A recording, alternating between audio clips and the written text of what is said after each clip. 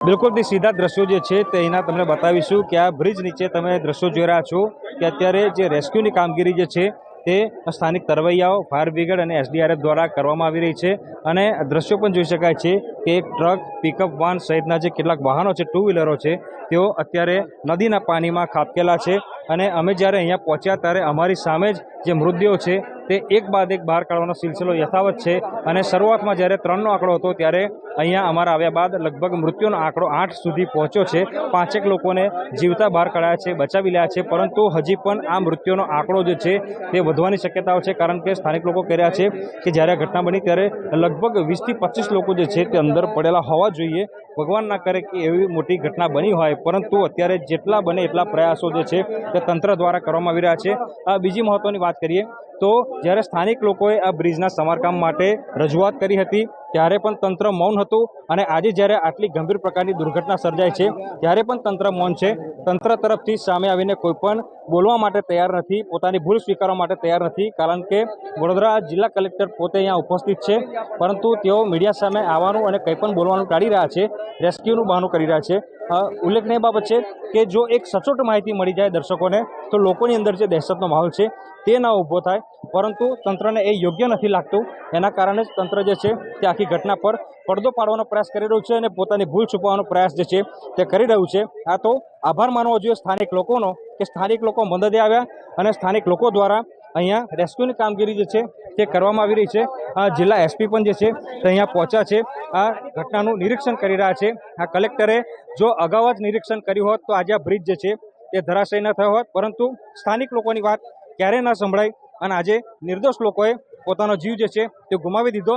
એટલે ટૂંકમાં કહીએ તો તંત્રએ જ નિર્દોષ લોકોને મોતરા કૂવામાં ધકેલ્યા છે એવું કહીએ તો પણ નવાય નહીં। અને દ્રશ્યો ફરી તમને બતાવીશું કે અત્યારે સ્થાનિક લોકો કઈ હદે મહેનત કરી રહ્યા છે અને જે અંદર ડૂબેલા લોકો છે તેમને બહાર કાઢવાના પ્રયત્નો જે છે તે કરવામાં આવી રહ્યા છે અને કલાકો વીતી ગયા, પરંતુ જે મૃતદેહો છે તે બહાર નીકળવાનો સિલસિલો જે છે તે સતત યથાવત છે।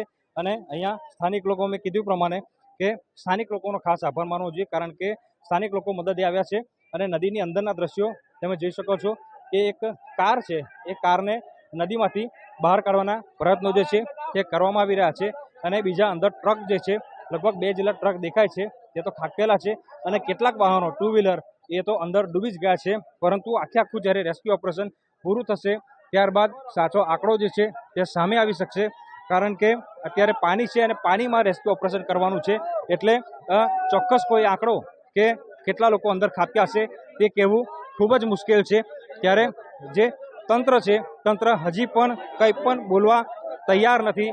જિલ્લા એસપી અહીંયા આવ્યા છે, કલેક્ટર તો કંઈ નથી જ બોલતા, પરંતુ જિલ્લા એસપી પણ મગનું નામ મરી પાડવા માટે તૈયાર નથી। એટલે ટૂંકમાં તંત્ર જ જે છે તે પોતાની ભૂલ સ્વીકારવાને બદલે અત્યારે ઢાક પીછોડો કરી રહ્યું છે। અને મેં કીધું કે સ્થાનિક લોકોએ અનેક વખત રજૂઆત કરી, પરંતુ તંત્રએ માત્ર ઠીંગડા માર્યા અને ઠીંગડાએ આજે અનેક નિર્દોષોનો જીવ જે છે તે લઈ લીધો છે। ત્યારે આ રેસ્ક્યુ ઓપરેશન જે છે તે લાંબો સમય સુધી ચાલશે।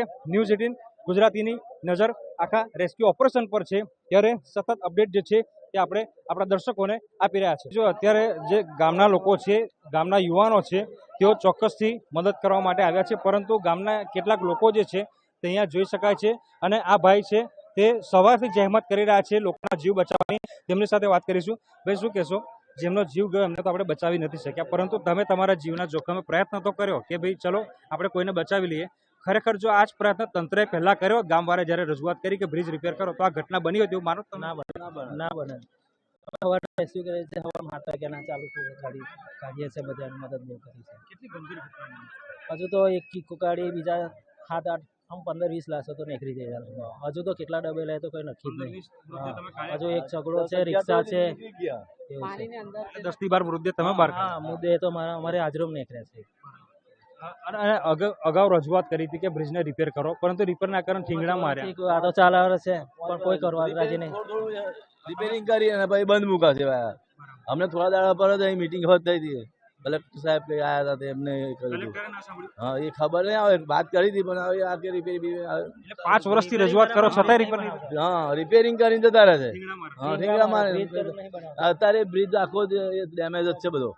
આ પોપડા બધા પડી ગયા તો બિલકુલ જો સ્થાનિક લોકો કહી રહ્યા છે કે અત્યારે પણ બ્રિજ જે છે તે જર્જરિત છે અને પ્રયત્ન કરીશું કે જેટલા દ્રશ્યો દર્શકોને બતાવાય એટલા બતાવી શકીએ કે બ્રિજ ખરેખર જર્જરિત છે અને 1-2 વર્ષ કે 6 મહિના હોય તો વાત સમજ્યા, પરંતુ સ્થાનિક લોકો કહી રહ્યા છે કે 6 મહિના વીતી ગયા છતાંય આ જે નુગરું તંત્ર છે તે સ્થાનિક લોકોની વાત સાંભળવા માટે તૈયાર નહોતું અને આ સ્થાનિક તંત્ર જ આના માટે જવાબદાર છે એવું સ્થાનિક લોકો જે છે તે કહી રહ્યા છે. અને અત્યારે ફરી એક વખત દ્રશ્યો બતાવીએ કે માત્ર ને માત્ર દેખાડા કરવા માટે તંત્ર અહીંયા પહોંચ્યું છે, પરંતુ જો શરૂઆતમાં જ આનું સમારકામ કર્યું હોત, યોગ્ય સમારકામ કરીને તકેદારી રખાઈ હોત તો આજે આ ઘટના ન બની હોત. ત્યારે બીજા દ્રશ્યો સામે તમે જોઈ રહ્યા છો કે બ્રિજનો એક ટુકડો છે, હિસ્સો છે, ત્યાં એક ટ્રક જે છે તે લટકી રહી છે.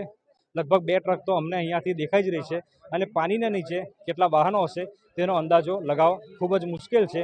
એટલે ટૂંકમાં કહીએ તો અત્યારે જે સ્થાનિક લોકો જે છે તેમની મદદથી સતત રેસ્ક્યુ કરવાની પ્રક્રિયા ચાલી રહી છે. અને સ્થાનિક તરવૈયા એટલે કે ગામના નાગરિક સાથે વાત કરી તો તેમને કીધું કે તેમની હાજરીમાં જ લગભગ 10 થી 12 મૃતદેહ જે છે તે બહાર કાઢવામાં આવ્યા છે.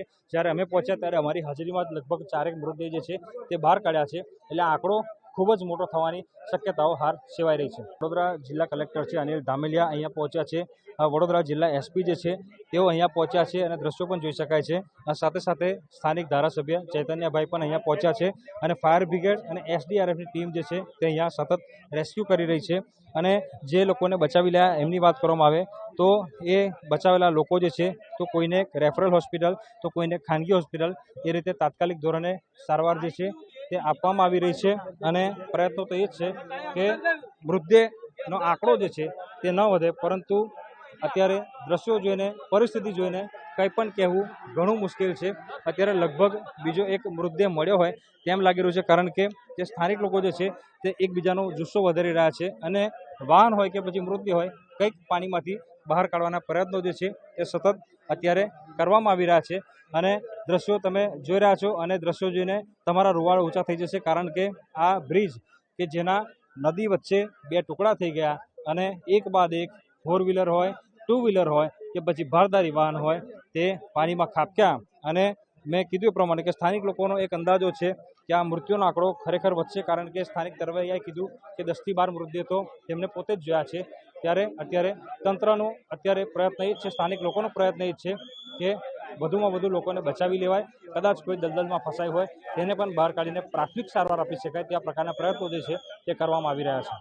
2-4 મહિના, 6 મહિના, વર્ષ હોય તો સમજ્યા કે તંત્રને ચલો પ્રક્રિયા કરવામાં વાર લાગે, પરંતુ 5 વર્ષ વીતી જાય અને ત્યાં સુધી તમે એક બ્રિજ ન બનાવી શકો અથવા તો જે બ્રિજ છે એની દરકાર ન રાખી શકો, એટલે આ તંત્ર કઈ દિશામાં આગળ વધી રહ્યું છે તે એના માટે કહેવા માટે કોઈ શબ્દો નથી. કારણ કે અનેક વખત પ્રયત્નો કરાયા છે સ્થાનિક લોકો દ્વારા, સ્થાનિક પ્રતિનિધિઓ દ્વારા, પત્રકારો દ્વારા, પરંતુ તંત્ર જે છે કોઈનું સાંભળતું નથી.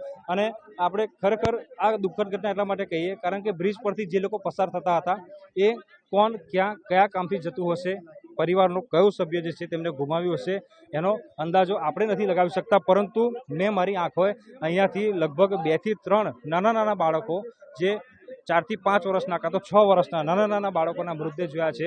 એટલે તમે અંદાજો લગાવો કે જે માતા પિતા છે તેમને પોતાના ઘડપણનો સહારો ગુમાવ્યો છે અને જે કેટલાક બાળકો છે, નાના બાળકો હશે કે જેઓ ઘરે રાહ જોતા હશે કે તેમના માતા પિતા હાલ આવશે, પરંતુ કમનસીબે એવું નહીં થઈ શકે, કારણ કે અનેક લોકોએ પોતાના જીવ જે છે તે ઘટનામાં ગુમાવી દીધા છે.